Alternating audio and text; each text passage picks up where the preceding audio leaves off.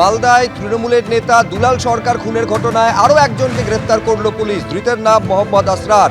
বিহারের পূর্ণিয়া থেকে তাকে গ্রেফতার করা হয়েছে। এর ওপরে দায়িত্ব ছিল কোনো কারণে যাদেরকে গুলি করার দায়িত্ব দেওয়া হয়েছে তারা যদি ব্যর্থ হয় ব্যাকআপ শুটার হিসেবে গুলি চালাবে এই আসরার। এই ব্যক্তিকে গ্রেফতার করা হয়েছে বিহারের পূর্ণিয়া থেকে। ধৃতের সংখ্যা বেড়ে দাঁড়ালো ৮। আপনারা জানেন ২রা জানুয়ারি একেবারে প্রকাশ্য দিবালোকে মালদায় জেলা তৃণমূলের সহসভাপতি দুলাল সরকারকে পরপর গুলি করে পয়েন্ট ব্ল্যাঙ্ক রেঞ্জ থেকে গুলি করে খুন করা হয়। সেই খুনের ঘটনায় এবার বিহারের পূর্ণিয়া থেকে আরেক শুটার মোহাম্মদ আসরারকে গ্রেফতার করেছে পুলিশ। করুণাময় সিংহ আমাদের প্রতিনিধি আরো বিস্তারিত এই নিয়ে বলবেন। এইটা আমাদের জানাও করুণাময়, এই মোহাম্মদ আসরার ঠিক কি ভূমিকা সেদিন তার ছিল বলে পুলিশ সূত্রে দাবি করা হচ্ছে? তুমি জানো যে দুলাল সরকারকে নৃশংসভাবে খুন করা হয়েছিল ২রা জানুয়ারি। পয়েন্ট ব্ল্যাঙ্ক রেঞ্জ থেকে গুলি করে তাকে খুন করা হয়। এই ঘটনায় এখনো পর্যন্ত ৮ জন গ্রেফতার হলো। মোহাম্মদ আসরার তাকে মালদা জেলা পুলিশ গ্রেফতার করেছে বিহার থেকে। তার বাড়ি হচ্ছে পূর্ণিয়ায়। এ হচ্ছে শার্প শুটারের ভূমিকায় ছিল। তোমার হচ্ছে ২ তারিখে যারা এই হামলা চালায় দুলাল সরকারের ওপর, তার মধ্যে এও একজন। সেদিন বাইক চালকের ভূমিকায় ছিল আসরার এবং এরপর তার দায়িত্ব ছিল যদি কোনো কারণে বাকি শুটাররা মিস করে তাহলে এর দায়িত্ব ছিল দুলাল সরকারকে খুন করা।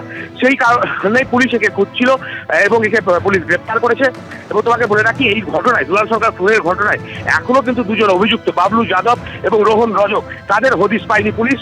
ইতিমধ্যে পুরস্কারও ঘোষণা করা হয়েছে জেলা পুলিশের তরফে এবং এই ২ জনের নাগালে পেতে পুলিশের বেশ কয়েকটি টিম গঠন করা হয়েছে, যে টিমগুলো উত্তরবঙ্গের বিভিন্ন জায়গায় রয়েছে এবং পাশাপাশি বিহার এবং উত্তরপ্রদেশেও মালদা জেলা পুলিশের ২টি টিম তারা গেছে। সুব্রজিৎ, ধন্যবাদ করুণাময়।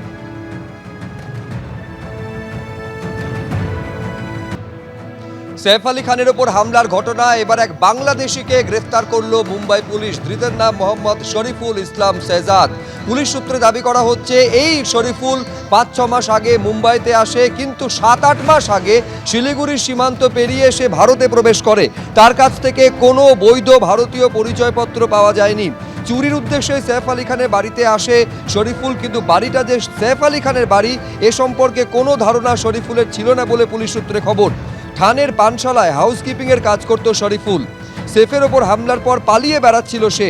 পুলিশের চোখে ধুলো দিতে বারবার নাম ভাড়িয়ে আস্তানা বদল করে সে, কিন্তু তারপরেও শেষ রক্ষা হয়নি। তাকে মুম্বাইয়ে একটি নির্মীয়মান আবাসন থেকে গ্রেফতার করা হয়।